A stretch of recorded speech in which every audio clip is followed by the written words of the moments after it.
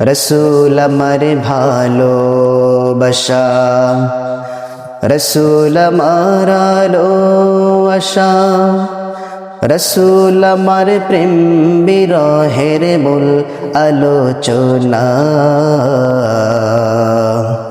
রসুল আমার কাজে কর্মে অনুপ্রেরণা, রসুল আমার ভালোবাসা, রসুল আমার আলো আশা, রসুল আমার প্রেম বিরহের মূল আলোচনা। রসুল আমার কাজে কর্মে অনুপ্রেরণা। যখন দারুণ দুঃখ নামে আমার জীবন জুড়ে, বিপদ আপদ মুসিবতে মরি পুরে পুরে, যখন দারুণ দুঃখ নামে আমার জীবন জুড়ে, বিপদ আপদ মুসিবতে মরি পুরে পুরে,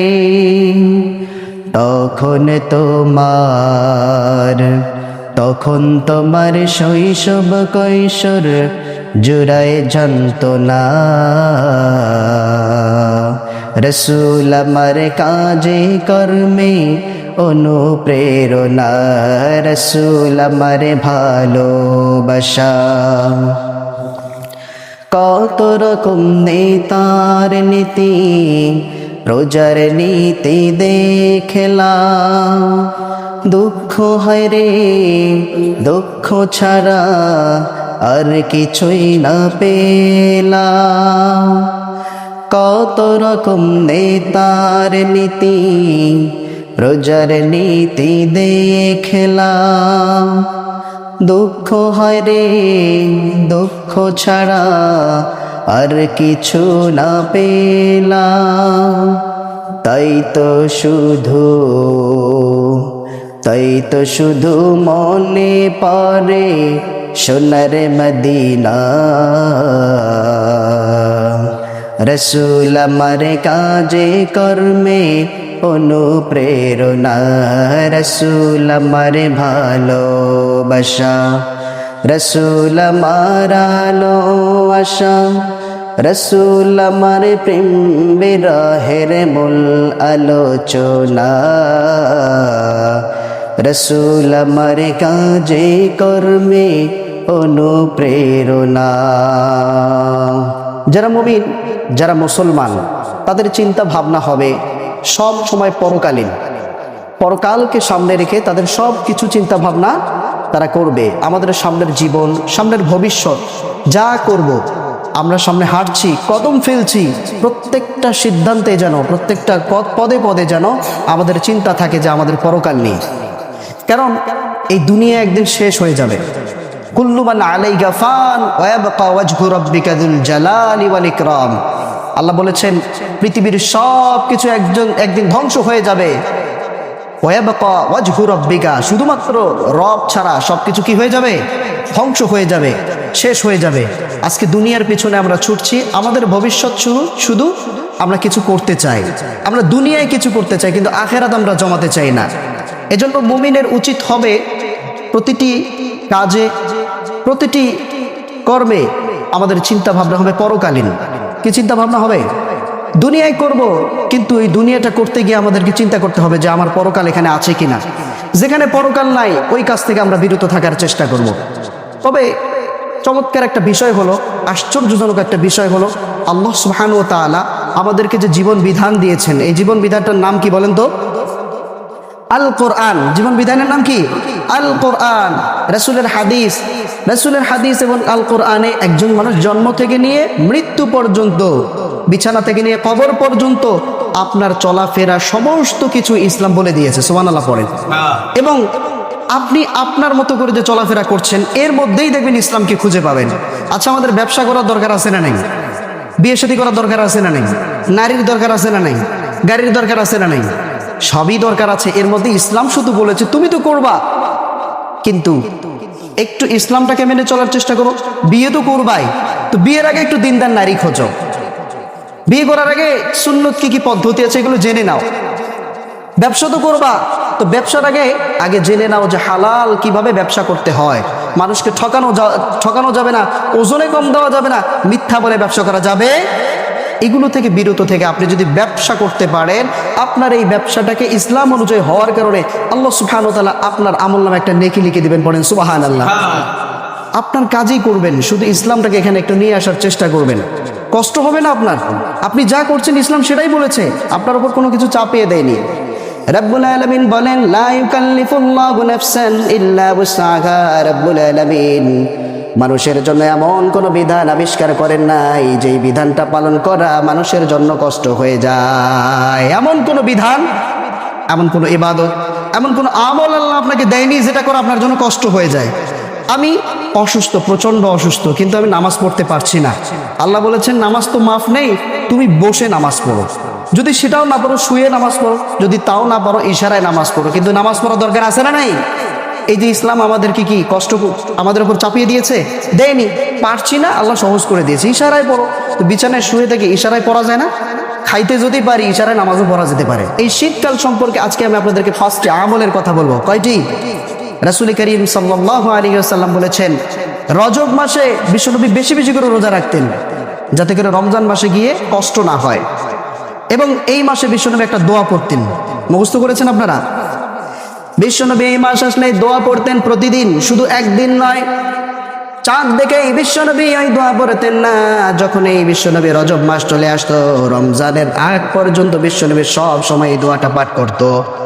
আল্লাহুম্মা বারিক লানা ফি রজব ওয়া শাবান ওয়া বাল্লিগনা রমাদান। আল্লাহর কাছে দোয়া করতেন, আল্লাহ গো রজব আর শাবান মাসে আমাদেরকে বরকত দেন, রমজান মাস পর্যন্ত হায়াতটা বৃদ্ধি করে দেন। পড়েন আমিন।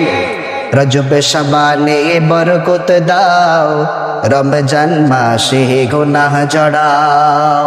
রজব শাবানে বরকত দাও, রমজান মাসে গুনাহ ঝরাও। সপ্তাহ জুড়ে তুমি বরকত দাও, জুমার দিনেতে গুনাহ ঝরাও। রজব শাবানে বরকত দাও, রমজান মাসে গুনাহ ঝরাও। পড়েন আমিন। পড়তে রাজি আছেন আপনারা? শীতকাল সম্পর্কে পাঁচটি আমল। প্রথম 1 নাম্বার হচ্ছে আল্লাহর সৃষ্টি জগৎ নিয়ে চিন্তা ভাবনা করা। কি করা? সৃষ্টি জগৎ নিয়ে চিন্তা করা, আমাকে ভাবা, সব সময় চিন্তা করা। রব্বুল আলামিন একের পর এক সিজন আমাদেরকে দিচ্ছেন। গরমের পর শীত চলে আসে, শীতের পর আবার গ্রীষ্ম চলে আসে, বর্ষাকাল চলে আসে। রব্বুল আলামিন বলছেন আমি আসমান আর জমিনের মাঝে, দিন এবং রাতের পরিবর্তনের মাঝে আমি রব যা কিছু সৃষ্টি করেছি লা আয়াতিন লিউলিল আলবাব। যারা জ্ঞানবান, যাদেরকে আমি জ্ঞান দিয়েছি, যারা চিন্তা ভাবনা করে, তাদের জন্য আমি রব্বুল আলামিন নিদর্শন রেখে দিয়েছি। সুবহানাল্লাহ। পড়ে إن في خلق السماوات والأرض واختلاف الليل والنهار لآيات لأولي الألباب। সুবহানাল্লাহ পড়েন। আল্লাহ বলছেন আসমান এবং জমিনের মাঝে যা কিছু আমি সৃষ্টি করেছি, কোনো কিছু অনর্থক সৃষ্টি করি নাই। আল্লাযীনা ইয়াযকুরুনাল্লাহা কিয়ামা ওয়া কুউদা ওয়া আলা জুনুবিহিম। আল্লাহ বলছেন যেই বান্দাগুলো আমাকে বেশি বেশি করে স্মরণ করে, শুধুমাত্র এক সময় স্মরণ করে না, তারা যখন চলাফেরা করে তখনও আমাকে স্মরণ করে, তারা যখন বসে থাকে তখনও আমাকে স্মরণ করে, শায়িত অবস্থায় থাকে সেখানেও আমাকে স্মরণ করে। তার মানে চলতে ফিরতে সব সময় একজনকে স্মরণ করতে হবে। চিৎকার মেরে বলেন তিনি কে? আল্লাহ বলছেন যারা আমাকে সব সময় স্মরণ করে, রব্বুল আলামিন বলছে ওই বান্দাগুলো আমার সৃষ্টি জগৎ নিয়ে চিন্তা ভাবনা করে, আমার দুনিয়া নিয়ে চিন্তা করে, আমি যা কিছু সৃষ্টি করেছি সব নিয়ে চিন্তা ভাবনা করার পর সে এই সিদ্ধান্তে পৌঁছার পর আল্লাহকে বলে রব্বানা মা খালাকতা হাযা বাতিলা সুবহানাকা ফাকিনা আযাবান নার। পড়েন সুবহানাল্লাহ। সবকিছু নিয়ে চিন্তা ভাবনা করার পরে বলে রব্বানা, ও আমাদের রব, মা খালাকতা হাযা বাতিলা, এই যে দুনিয়া আপনি যা কিছু সৃষ্টি করেছেন কোনো কিছু অনর্থক সৃষ্টি করেন। এই যে শীত যে আল্লাহ দিয়েছেন এটা কি আপনি সৃষ্টি করেছেন নাকি? কথা বলেন। শীতকালে গাছের পাতাগুলো ঝরে যায়, যায় না? আবার নতুন নতুন গাছ উজ্জীবিত হয়। নতুন নতুন গাছ কি হয়? উজ্জীবিত হয়। আবার গ্রীষ্ম আসে, এই গ্রীষ্মকালে আল্লাহ সুবহানাহু ওয়া তাআলা সেখানেও আল্লাহর নিয়ামত আছে না নাই? বর্ষাকালে সেখানেও আল্লাহর নিয়ামত আছে না নাই? আল্লাহ বলেন আসমান থেকে আমি পানি বর্ষণ করি লিনুখরিজা বিহি হাব্বা ওয়া নাবাতা, যাতে করে এই বৃষ্টির মাধ্যমে, এই পানির মাধ্যমে জমিন থেকে আমি তোমাদের জন্য গাছ, শাকসবজি, লতাপাতা ইত্যাদি জন্মাতে পারি, তোমাদের খাবার বানিয়ে দিতে পারি। সুবহানাল্লাহ বলেন। আল্লাহ সুবহানাহু ওয়া তাআলা কোনো জিনিসেই অনর্থক সৃষ্টি করেনি। যারা সব সময় আল্লাহকে স্মরণ করে তারা এই সিদ্ধান্তে পৌঁছে, রব্বানা মা খালাকতা হাযা বাতিলা, আল্লাহ কোনো কিছু আপনি সৃষ্টি করেনি, সুবহানাকা, নিশ্চয় আপনি পবিত্র, ফাকিনা আযাবান নার, সুতরাং আপনি আমাদেরকে জাহান্নামের আগুন থেকে মুক্তি দেন। পড়েন আমিন। আল্লাহ সৃষ্টি জগৎ নিয়ে চিন্তার দরকার আছে না নাই? শীতকালে 5টি আমলের মধ্যে 1 নম্বর আমল হচ্ছে আল্লাহ সৃষ্টি নিয়ে চিন্তা করা। কি নিয়ে? আল্লাহ সৃষ্টি জগৎ নিয়ে চিন্তা ভাবনা করা। হাসান বসরি রাহিমাহুল্লাহ বলেছেন, সারা রাত ইবাদত করলে যেই সওয়াব পাওয়া যাবে, যেই মর্যাদা, যেই সম্মান আপনি পাবেন, সামান্যক্ষণ আপনি একটু চিন্তা করার কারণে আল্লাহ সুবহানাহু ওয়া তাআলা ওই পরিমাণ মর্যাদা আপনাকে দিয়ে দেবে। পড়ে সুবহানাল্লাহ। আব্দুল্লাহ ইবনে ওমর রাদিয়াল্লাহু তাআলা আনহু, তিনি যখন দুনিয়ার মোহ, দুনিয়ার আকর্ষণ তার ভিতরে চলে আসতো, তিনি দুনিয়ার সেই ধ্বংসস্তূপগুলোর কাছে চলে যেতেন, রাজপ্রাসাদগুলোর কাছে চলে যেতেন। যাওয়ার পরে নিজের নফসকে উদ্দেশ্য করে বলতেন, কুল্লু হালিকুন ইল্লা ওয়াজহা, ও আমার অন্তর, নিজেকে ডেকে ডেকে বলতেন, কোথায় গেল এই রাজপ্রাসাদের মালিকগুলো? আজকে তো এগুলো ভেঙ্গে ভেঙ্গে পড়ে আছে, আজকে তাদের মালিকগুলো দুনিয়াতে নাই, একদিন আমিও থাকবো না। ইল্লা ওয়াজহা, শুধুমাত্র থাকবে না একজন, তিনি কে? আল্লাহ। আল্লাহ ছাড়া কেউ থাকবে? কত মানুষ দুনিয়াতে এসেছিল না? কত অট্টালিকা গড়েছিল, গাড়ি করেছিল, বাড়ি করেছিল, এই করেছিল, সেই করেছিল, কই আজকে তো তারা নেই। আছে নাকি? হ্যাঁ, কিছুদিন আগে বাংলাদেশের সাবেক প্রধানমন্ত্রী বেগম খালেদা জিয়া ইন্তেকাল করেছে না? আচ্ছা, এই যে তার ক্ষমতা ছিল না, ছিল কি ছিল না? কিছু কি নিয়ে যেতে পেরেছে? তার সন্তান দাঁড়িয়ে থেকে বলছে যে আমার মাকে ক্ষমা করে দিবেন, যদি কারোর সঙ্গে কোনো কিছু করে থাকে ক্ষমা করে দিবেন, ঋণ থাকলে আমাকে জানাবেন। দেখেন এই ক্ষণিকের জীবনে সন্তান তার জন্য কিছুই করতে পারছে না, তার সঙ্গে যে কিছু পাঠাবে, এই পাঠানোর কি কোনো সুযোগ আছে? সব কিছু পড়ে থাকবে, আপনার ক্ষমতা আপনার দুনিয়ায় পড়ে থাকবে, শুধুমাত্র একলা আপনাকে যেতে হবে। এই জন্য আব্দুল্লাহ ইবনে ওমর রাদিয়াল্লাহু তাআলা আনহু, তিনি এই জায়গায় গিয়ে যখন দুনিয়ার মোহ, দুনিয়ার আকর্ষণ সৃষ্টি হতো, যখন মনে হতো হায় রে কত মানুষ কত গাড়ি করেছে, বাড়ি করেছে, আমার তো কিচ্ছু নাই, চিন্তা ভাবনা যখন চলে আসতো, তখন নিজেকে লক্ষ্য করে বলতো, কুল্লু শাইইন হালিকুন ইল্লা ওয়াজহা, সব কিছু ধ্বংস হয়ে যাবে, একজন থাকবে, তিনি কে?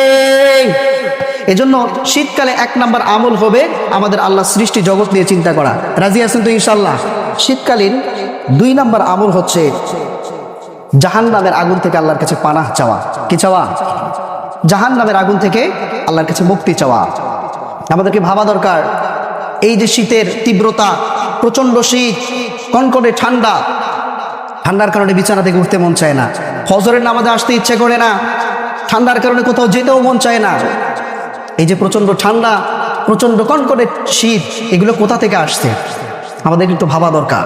এই যে প্রচন্ড গরম যখন আসে গ্রীষ্মকালে, গরমের কারণেও মসজিদে আসে না, ঠান্ডার কারণেও মসজিদে আসে না, আসে না নাই? দুইটার কারণে আসে না। তাহলে আসবে কখন মানুষ? আসবে কখন? দুনিয়াটা আল্লাহ যদি জান্নাত বানায় দেয় তাইলে আসবে, তাই না? দুনিয়া কি কখনো জান্নাত বানানো সম্ভব?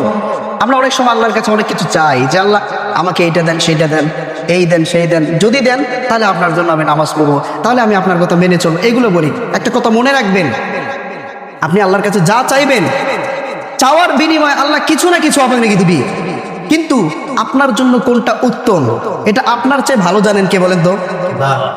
আপনার সন্তান, ছোট্ট সন্তান, সে বোঝে না, সে বোঝে না আগুন নিয়ে খেলা করছে। আচ্ছা, ও কি জানে যে আগুনটা যদি ওর গায়ের মধ্যে লাগে ও যে মরে যাবে? এই বুঝ কি তার হয়েছে?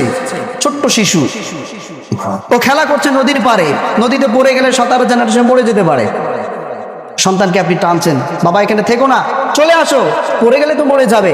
এই সন্তান বোঝে না। ও যদি বুঝতো যে এখানে পড়লে আমি মরে যাব, সে কি কখনো ওখানে থাকতো? থাকতো না। আমাদেরকে এরকম চিন্তা ভাবনা করা দরকার যে দুনিয়া যা কিছু চাইবো সব যে আল্লাহ তাআলা দিবে, বিষয়টা এমন নয়। দুনিয়ায় যদি আল্লাহ সব দিয়ে দেয়, দুনিয়ায় যদি আপনাকে সবই দিয়ে দেয়, তাহলে জান্নাত আছে না? জান্নাতে কি পাবেন? জান্নাতের, এগুলো তো জান্নাতের চাওয়া পাওয়া। আপনি যা চাইবেন তাই পাবেন, এটা তো জান্নাতের চাওয়া পাওয়া। দুনিয়া যা চাইবেন, আল্লাহ সুবহানাহু ওয়া তাআলা বলেন তুমি যা চেয়েছো তোমার জন্য একটা আমি বরাদ্দ রেখে দিয়েছি, তুমি যা চেয়েছো আমি তোমাকে উত্তম জিনিস দিয়ে দেবো। তুমি জানো না তুমি যা চেয়েছো এটা তোমার জন্য ক্ষতি নাকি উপকার। ওই ছোট্ট সন্তান যেমন জানে না যে আমি পুকুর পাড়ে আছি, আমার বাবা আমাকে জোর করে নিয়ে যাচ্ছে, মা জোর করে নিয়ে যাচ্ছে, কেন নিয়ে যাচ্ছে এটা মা জানে, কিন্তু সন্তানের বুঝ এখন হয়নি। আপনি যা চাচ্ছেন, আল্লাহ কিছু বলছেন, আল্লাহ আমার এত টাকা দরকার, আল্লাহ আমার গাড়ি দরকার, আল্লাহ আমার বাড়ি দরকার, কিন্তু আপনি আসলে জানেন না যে অদৃশ্যভাবে আপনার ভবিষ্যতে কোনো ক্ষতি আছে কিনা, এটা আপনার জানা নেই। জানা আছে নাকি? আমরা কি জানি যে টাকা আমাদের কাছে আসলে হয়তো বা এই টাকা আমাদেরকে পথভ্রষ্ট করে দিবে, এই টাকা আসার কারণে আমার কিছু বিপদ আসতে পারে, গাড়ি থাকলে আমার হয়তো বিপদ আসতে পারে, এটা কেউ জানে না। জানেন একজন তিনি কে? এই জন্য অনেক সময় আল্লাহর কাছে আমরা চাই, আল্লাহ আমাকে টাকা দেন, পয়সা দেন, গাড়ি দেন, বাড়ি দেন, সম্পদ দেন। চাওয়ার পরও রাব্বুল আলামিন দিতে দেরি করেন, কারণ কেউ জানে না, জানেন একজন তিনি কে। আপনার কি ক্ষতি হবে, কোথায় আপনার উপকার আছে, কোন জিনিসটার মধ্যে আপনার ক্ষতি আছে, উপকার আছে, এটা একজন জানে, আল্লাহ। এজন্য আল্লাহ আপনাকে এই জিনিসের বিনিময়ে অন্য জিনিস দিতে চান। আমাদেরকে সবর করতে হবে, আল্লাহর কাছে বলতে হবে, আল্লাহ আমার জন্য যেটা উত্তম, আমার জন্য যেটা কল্যাণ, সেইটাই আমাকে আপনি দান করেন, ঠিক কিনা? যেটা কল্যাণ আপনি সেটাই দান করেন। আমার বিপদ আসছে, আল্লাহ আপনি দূর করে দেন। আমার এই জিনিসটার প্রয়োজন, কিন্তু আসলেই কি প্রয়োজন কিনা, আসলে এটা আমার জন্য মঙ্গল কিনা, কল্যাণ কিনা, আমি তো জানি না, আল্লাহ তুমি জানো, তুমি এটার ব্যবস্থা করে দাও। এজন্য আমাদেরকে চিন্তা ভাবনা করতে হবে যে এই যে প্রচণ্ড ঠান্ডা, প্রচণ্ড গরম যখন আসে, এগুলোর উৎস কোথা থেকে আমাদের একটু ভাবা দরকার, চিন্তা ভাবনা করা দরকার। আপনি যখন চিন্তা করবেন দেখবেন রাসূল করিম সাল্লাল্লাহু আলাইহি ওয়াসাল্লাম বলেছেন, ইশতাকাতিন নারু ইলা রাব্বিহা। রাসূল করিম সাল্লাল্লাহু আলাইহি ওয়াসাল্লাম সাহাবীদেরকে বলছে, ইশতাকাতিন নারু ইলা রাব্বিহা, জাহান্নাম একবার আল্লাহর কাছে অভিযোগ করছে। কে অভিযোগ করছে? সবাই বলেন, কে অভিযোগ করছে আল্লাহর কাছে? জাহান্নাম আল্লাহর কাছে অভিযোগ করছে, আল্লাহকে বলছে, আল্লাহ আকালা বাদি বাদ, আমার শীতের যে, আমার ভিতরে যে ঠান্ডা আছে এটার তীব্রতা, আমার ভিতরে যে গরম আছে এটার তীব্রতা আমি নিজেই সহ্য করতে পারি না। জাহান্নামের মাঝে আমরা মনে করি শুধু মনে হয় জাহান্নামে শুধু আগুন আর আগুন, আমরা মনে করি এরকম, কিন্তু জাহান্নামে শুধু আগুন তা নয়, জাহান্নামের মধ্যে জামহারির, ঠান্ডা, প্রচন্ড ঠান্ডা একটা জায়গা আছে। জাহান্নামে হরেক রকমের শাস্তির ব্যবস্থা আছে। জান্নাতে যেমন বিভিন্ন নিয়ামত আছে না, জান্নাতে এরকম শাস্তির ব্যবস্থা আছে। জাহান্নাম আল্লাহকে বলছে, আল্লাহ আমি নিজের শীতের তীব্রতা, ঠান্ডার তীব্রতা, গরমের তীব্রতা আমি নিজেই সহ্য করতে পারি না। রাব্বুল আলামিন তখন তাকে দুইটা সুযোগ দিলেন। কয়টা সুযোগ দিলেন? ফাআযিনা লাকা বিনাফাসাইন, নাফাসুন ফিশ শিতা ওয়া নাফাসুন ফিস সাইফ। দুইটা অনুমতি দিলেন, দুইটা নিঃশ্বাস নেওয়ার অনুমতি দিলেন। আল্লাহ বললেন, তোমাকে দুইটা অনুমতি দিলাম, তুমি একটা নিঃশ্বাস ছাড়বা আর একটা নিঃশ্বাস গ্রহণ করবা। কি করবা? একটা নিঃশ্বাস তুমি ছেড়ে দিবে আর একটা তুমি গ্রহণ করবে। অনুমতি কে দিলেন? কাকে দিলেন? জাহান্নামকে। জাহান্নাম নিজেই নিজের তীব্রতা সহ্য করতে পারছে না, তাহলে ওই জাহান্নামে আমরা গেলে কি অবস্থা হবে একটু ভাবা দরকার না, আছে না নাই? জাহান্নামকে আল্লাহ দুইটা অনুমতি দিলেন। বিশ্বনবী বললেন, একটা যখন সে নিঃশ্বাস ছাড়ে, এই নিঃশ্বাসটা যখন ছাড়ে তখন জাহান্নামের ভিতরে থেকে গরম আবহাওয়া বের হয়ে আসে, নাফাসুন ফিস সাইফ। রব্বুল আলামিন জাহান্নামকে অনুমতি দিলেন গ্রীষ্মকালে একটা নিঃশ্বাস ছাড়ার, আর একটা শীতকালে তাকে নিঃশ্বাস গ্রহণ করার রব্বুল আলামিন অনুমতি দিয়ে দিলেন। জাহান্নাম যখন নিঃশ্বাসটা ছাড়ে তখন গরম ভাব বের হয়। কি বের হয়? উত্তপ্ত ভাব, গরম ভাব বের হয়। এই জন্য আমরা দুনিয়ায় গরমের তীব্রতা আমরা অনুভব করি। যখন জাহান্নাম নিঃশ্বাসটা গ্রহণ করে তখন আমরা কি করি? শীতের তীব্রতা, ঠান্ডার তীব্রতা আমরা অনুভব করি। এখন বলতে পারেন, হুজুর আমরা তো পড়াশোনা করেছি, বিজ্ঞান তো বলে ভিন্ন কথা। বিজ্ঞান তো বলে যে শীত হয় এই কারণে, গ্রীষ্ম হয় এই কারণে। অমিয়া বিজ্ঞান হোক, যে হোক, যে যেটাই বলে বলুক, আমি ইমানদার, সব কিছু পিছনে ফেলে আমার রাসূল যা বলেছে আমি এটার উপরে ইয়াকিন রেখেছি। যদি আমি এটার বিরুদ্ধে বিজ্ঞানকে যদি মেনে নেই, আমার ঈমান সঙ্গে সঙ্গে চলে যাবে, ঠিক কিনা? রাসূল বলেছে যে গরমের উৎস, শীতের উৎস, ঠান্ডার উৎস এটা জাহান্নাম থেকে।